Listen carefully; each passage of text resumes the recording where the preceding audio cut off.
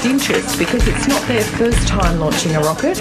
It's their... Well, this week Indonesia's Justice Minister agreed that convicted drug smuggler Schapelle Corby should have her sentence reduced by 10 years, meaning she could be back in Australia within weeks. But what life is actually awaiting her in Australia? What does the future hold for the woman convicted of attempting to smuggle 4.2 kilos of marijuana into Indonesia?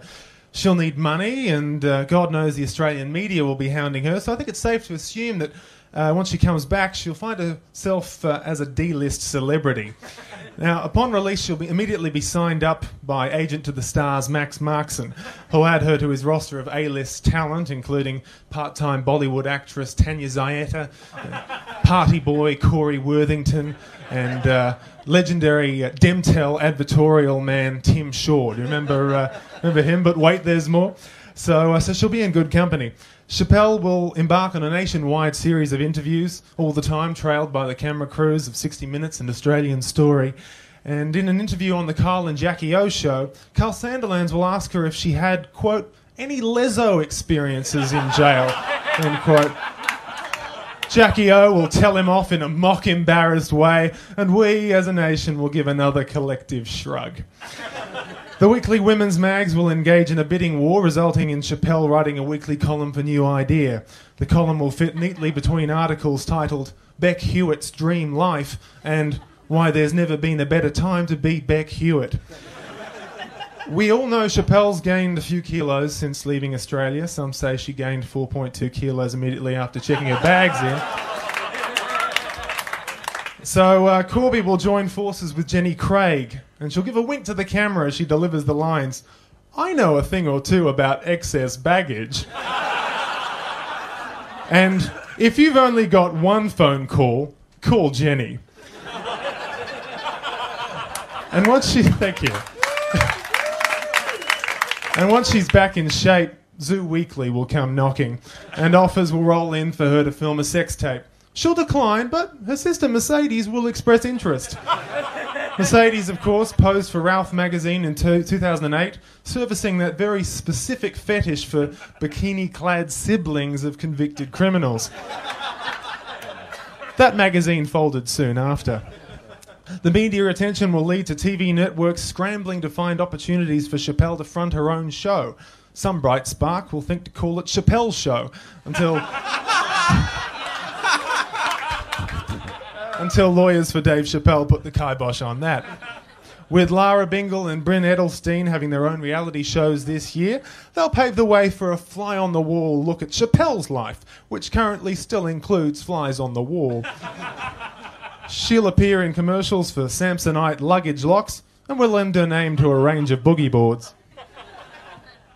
Now that Sonia Kruger has moved to Channel 9, Channel 7 will be looking for a new host for their makeover show, 10 Years Younger in 10 Days. Schapelle, as a former beauty technician, will be an ideal host, and if anyone knows how it feels to take 10 years off your life, it's her. She'll also be employed to narrate the next series of Border Security, and will finish runner-up on Dancing with the Stars. She's already written an autobiography with the imaginatively titled My Story, so her release will bring about an updated edition with a new chapter, some glossy photos, and a foreword by Lindy Chamberlain. This will pave the way for a TV movie about her ordeal, and I can tell you that Claudia Carvin is already preparing a Logie acceptance speech. A stage musical about her life, The Girl from Oz, will tour the RSLs, with Nikki Webster in the lead role. Meanwhile, Schapelle will hit the speaker circuit and will make a tidy sum from personal appearances and autograph signing. At this point, Schapelle coverage will have reached saturation point, and people will start to lose interest. And like anyone whose media career is on the wane, she'll think it's the ideal time to enter politics. As a Queenslander with a history of mental illness, she'll become a prime candidate for Katter's Australian Party.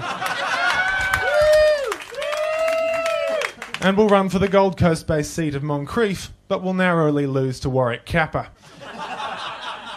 Finally, years from now, Australia Post will issue a set of stamps titled Australian Heroes, and Schapelle will be immortalised alongside Australia's best-loved lawbreakers, Julian Assange, Ned Kelly, and Chopper Read. Thanks very much. Irrational Mark fear. Humphries, everyone. Great stuff. On a rampage. So, guys, what do you think the quickest way for Schapelle to get out of jail is? Veronica? I reckon she should probably go back to her roots as a beauty technician because she could offer sort of half-price manis and petties to the guards. I'm pretty sure they've never heard of that kind of thing in Bali. She could carve a gun out of. She could carve a gun out of foundation.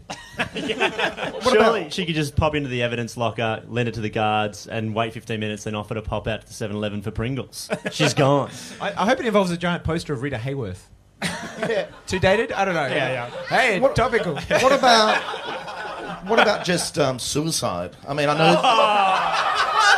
know the Indonesian legal system is harsh, but even Indonesia won't let her body stay inside the cell for the remainder of the sentence. I think that's got legs. What do you guys think her career options are when she gets out? Have you guys got any ideas?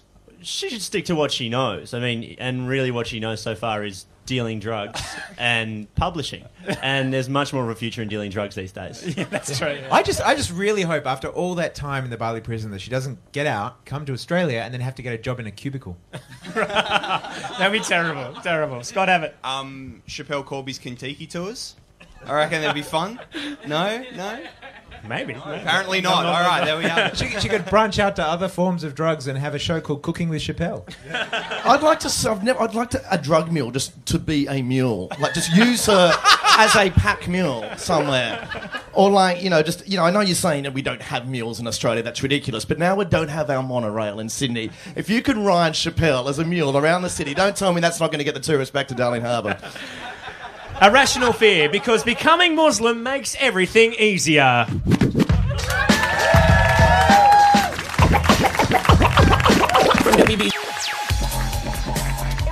Irrational fear.